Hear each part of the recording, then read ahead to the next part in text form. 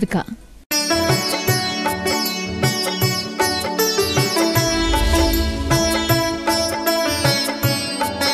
अब उन्हें कुछ भी नाम रखो, वो भगवान है। चाहे ब्रह्मा का हो, चाहे विष्णु का हो, चाहे महेश का हो, लेकिन निर्दोष परमात्मा हो। आपकी मीमांसा का स्वाध्याय करिए कभी।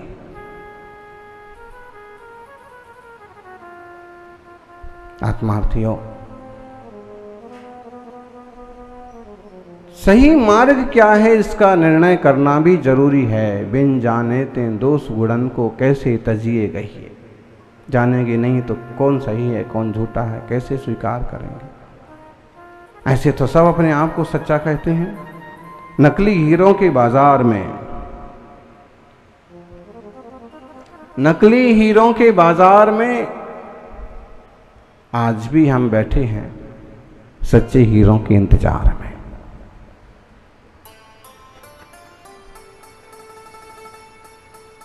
कैसे होगा? सब तरफ वही वही दिखता है तो लोगों को भी ऐसे ही लगता है यही सही है। वहां भीड़ देखो वो सही है। छायोप समय ज्ञान का बल भी बहुत बड़ा होता है। आचार्य समंत्र भद्र स्वामी ने देवागम स्तोत्र के मंगलाचरण में इस बात को लिया कि हम इस चमत्कार के कारण से आपको नहीं पूज्य मानते।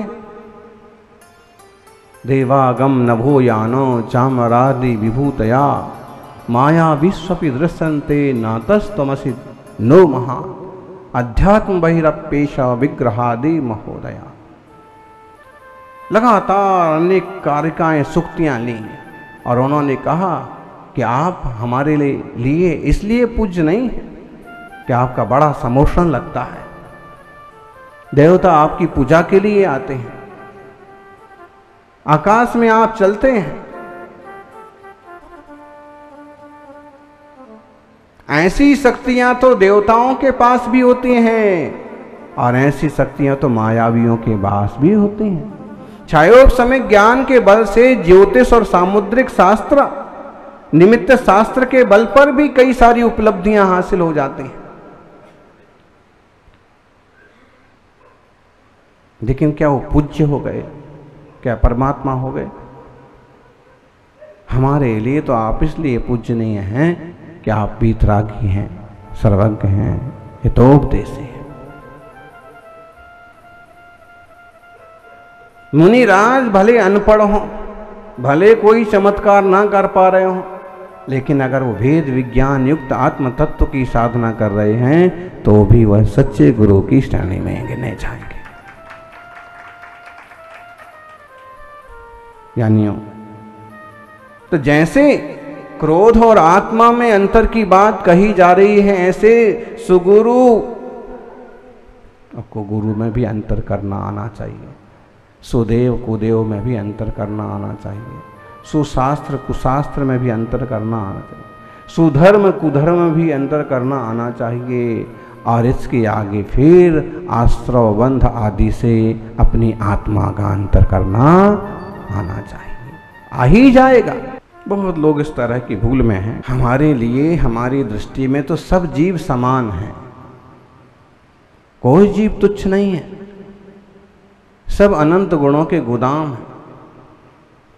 होनहार भगवान है। लेकिन जब मार्ग की बात आती है, जब वस्तु व्यवस्था को समझने की बात आती है, तो सही बात तो कहना पड़ती है।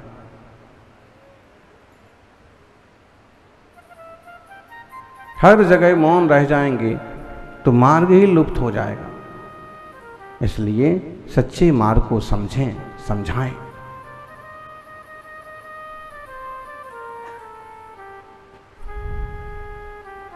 अगर देव का स्वरूप जो लोक में प्रसिद्ध है, भगवान का रूप जो लोक में प्रसिद्ध है, वही माना जाए तो एक सादा गृहस्थी में और उसमें अंतर क्या है? गुरुओं का जो रूप लोक में अक्सर कर देखा जाता है वही माना जाए, तो सादा गृहस्थी में और उसमें अंतर क्या? सच्चे गुरु का स्वरूप सर्वसंग त्याग वाला, देह से भी निर्ममता वाला, पूर्ण अंतर्मुखता वाला। वहां भीड़ देखो वो सही है। छायोप समय ज्ञान का बल भी बहुत बड़ा होता है। आचार्य समंत्र भद्र स्वामी ने देवागम स्तोत्र के मंगलाचरण में इस बात को लिया कि हम इस चमत्कार के कारण से आपको नहीं पूज्य मानते। देवागम नभो यानो चामरादि विभूतया माया विश्वपि दृश्यन्ते नातस्तमसि नो महा अध्यात्म बहिरपेश विग्रहादि महोदया। लगातार अनेक कारिकाएं सुक्तियां ली और उन्होंने कहा कि आप हमारे लिए इसलिए पूज्य नहीं कि आपका बड़ा समोषण लगता है। देवता आपकी पूजा के लिए आते हैं, आकाश में आप चलते हैं, ऐसी शक्तियां तो देवताओं के पास भी होती हैं और ऐसी शक्तियां तो मायावियों के पास भी होती हैं। छायोप समय ज्ञान के बल से ज्योतिष और सामुद्रिक शास्त्र, निमित्त शास्त्र के बल पर भी कई सारी उपलब्धियां हासिल हो जाती हैं। लेकिन क्या वो पूज्य हो गए? क्या परमात्मा हो गए? हमारे लिए तो आप इसलिए पूज्य नहीं हैं कि आप वीतरागी हैं, सर्वज्ञ हैं, हितोपदेशी हैं। मुनिराज भले अनपढ़ हों, भले कोई चमत्कार ना कर पा रहे हों, लेकिन अगर वो वेद विज्ञान युक्त आत्म तत्व की साधना कर रहे हैं तो भी वह सच्चे गुरु की श्रेणी में गिने जाएंगे। यानी तो जैसे क्रोध और आत्मा में अंतर की बात कही जा रही है, ऐसे सुगुरु आपको गुरु में भी अंतर करना आना चाहिए, सुदेव कुदेव में भी अंतर करना आना चाहिए, सुशास्त्र कुशास्त्र में भी अंतर करना आना चाहिए, सुधर्म कुधर्म में भी अंतर करना आना चाहिए। और इसके आगे फिर आश्रव बंध आदि से अपनी आत्मा का अंतर करना आना चाहिए, आ ही जाएगा।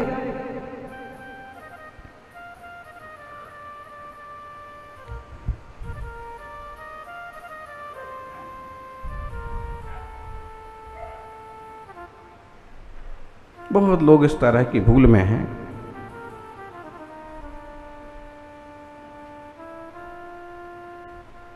हमारे लिए, हमारी दृष्टि में तो सब जीव समान हैं, कोई जीव तुच्छ नहीं है, सब अनंत गुणों के गोदाम हैं, होनहार भगवान हैं। लेकिन जब मार्ग की बात आती है, जब वस्तु व्यवस्था को समझने की बात आती है, तो सही बात तो कहना पड़ती है।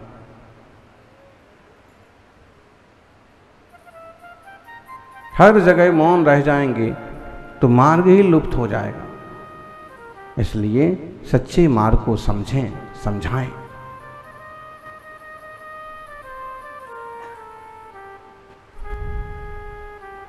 अगर देव का स्वरूप जो लोक में प्रसिद्ध है, भगवान का रूप जो लोक में प्रसिद्ध है, वही माना जाए, तो एक सादा गृहस्थी में और उसमें अंतर क्या है? गुरुओं का जो रूप लोक में अक्सर कर देखा जाता है वही माना जाए, तो सादा गृहस्थी में और उसमें अंतर क्या? सच्चे गुरु का स्वरूप सर्वसंग त्याग वाला, देह से भी निर्ममता वाला, पूर्ण अंतर्मुखता वाला होता है।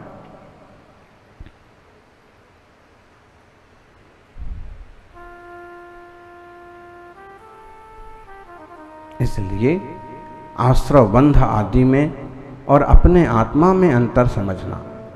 जो क्रोध मान माया लोभ हो रहा है ना, वो इसलिए ही हो रहा है क्योंकि हमने आश्रव को अन्न नहीं समझा और आत्मा को भिन्न नहीं समझा।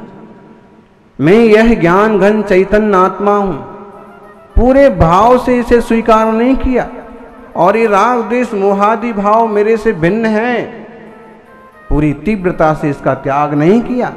इसलिए कभी क्रोधाविष्ट होता हूं, कभी मान, कभी माया, कभी लोभ, कभी वासनासक्त होता हूं, कभी विषयासक्त होता हूं। और अगर चिन्मय चैतन्य निर्विकार निर्दोष आत्मा के स्वरूप को समझ लिया जाए तो ये आश्रव आदि मेरे से भिन्न हैं। क्रोध आदि भाव करने की भावना ही खत्म हो जाएगी। पूर्ण शांत बैठे हैं, पारसनाथ भगवान का निर्वाण हो गया, ऐसे ही नहीं हो गया। 10 भाव की कहानी तो आप शास्त्र में पढ़ लेते हैं, कभी मंचन होता है तो घंटे 2 घंटे में देख लेते हैं, लेकिन पूरा 10 भाव कितना विशाल है।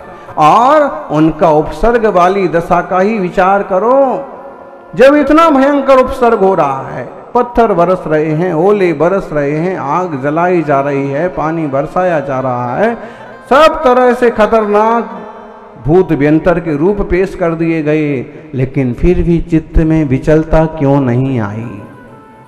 ना तो उनके मन में भय है, ना आशा है, ना क्रोध है, ना मान है, ना माया है, ना लोभ है। मतलब जो आत्मा के स्वभाव नहीं है, उन सबों से अपने आप को पूर्ण भिन्न करके एकदम शांत ज्ञान घन स्वभाव में स्थिर हो गए। इसलिए बड़े बड़े उपसर्ग भी बेकार हो गए।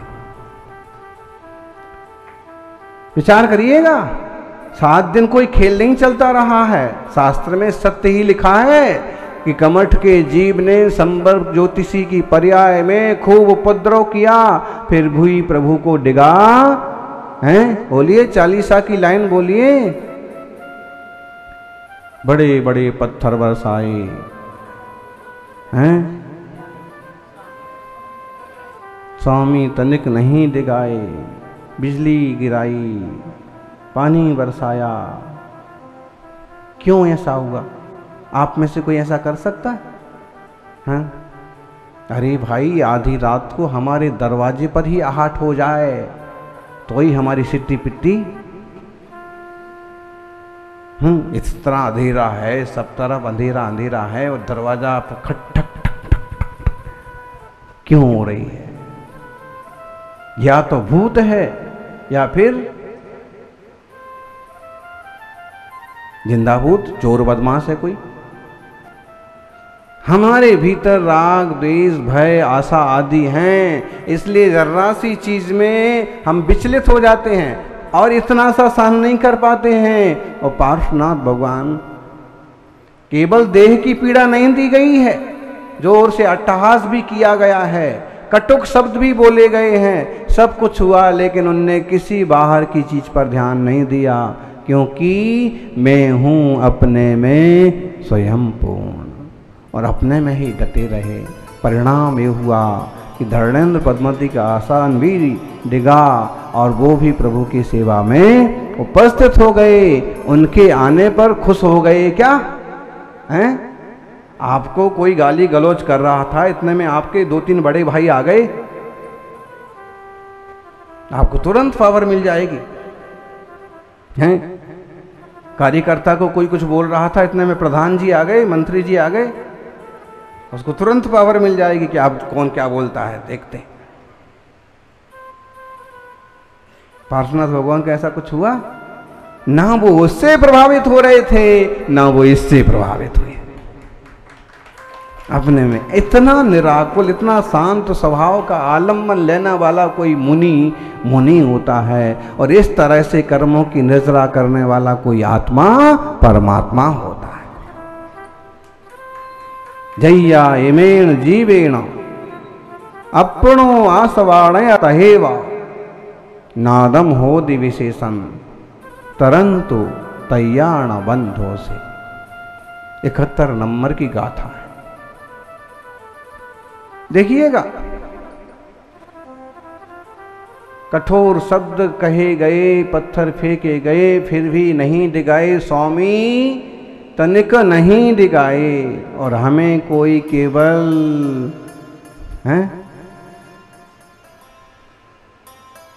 केवल आंख दिखा दे, केवल मुंह मटका दे, केवल जीभ दिखा दे, देखिएगा फिर आप कैसा उबाल पैदा हो। और कोई एक आध शब्द और बोल दे तो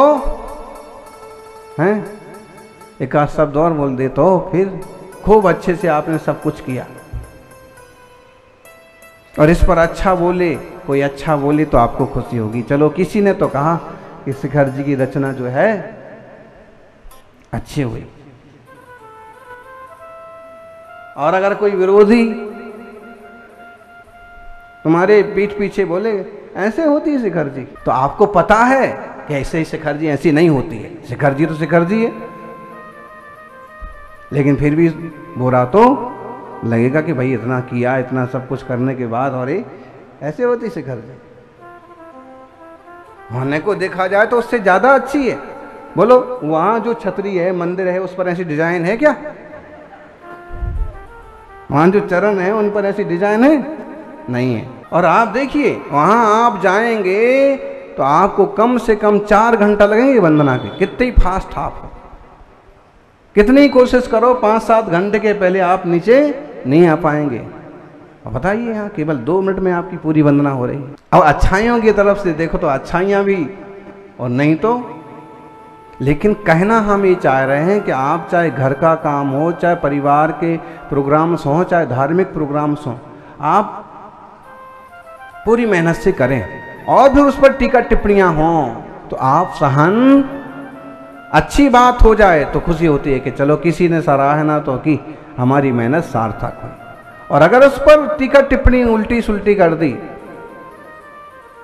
तो फिर खूब बुरा लगेगा। मतलब है कि हम, और यही होता है जो परिवार टूटते हैं, बढ़ जाते हैं, मनमुटाव हो जाता है, मूल कारण क्या होता है? एक आध शब्द, एक आध एक्टिंग।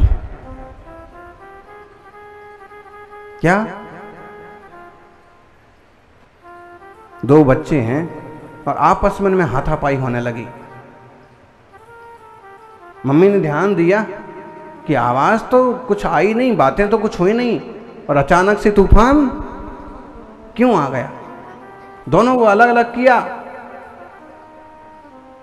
तो मैंने तो कुछ किया ही नहीं और इसने पीटना चालू कर दिया। मैंने तो कुछ कहा ही नहीं और इसने तो पीटना चालू कर दिया। मैंने एक शब्द भी नहीं बोला। वो कहता है कि तूने एक शब्द नहीं बोला, तूने जीभ तो दिखाई हैं, तूने यूं यूं तो किया। और चुपके चुपके भी झगड़े पैदा हो जाते हैं। हम सभी भी मोक्ष जाएं, मुक्त हो जाएं, यही मंगल भावना। जय बोलिए 24 तीर्थंकर भगवान की।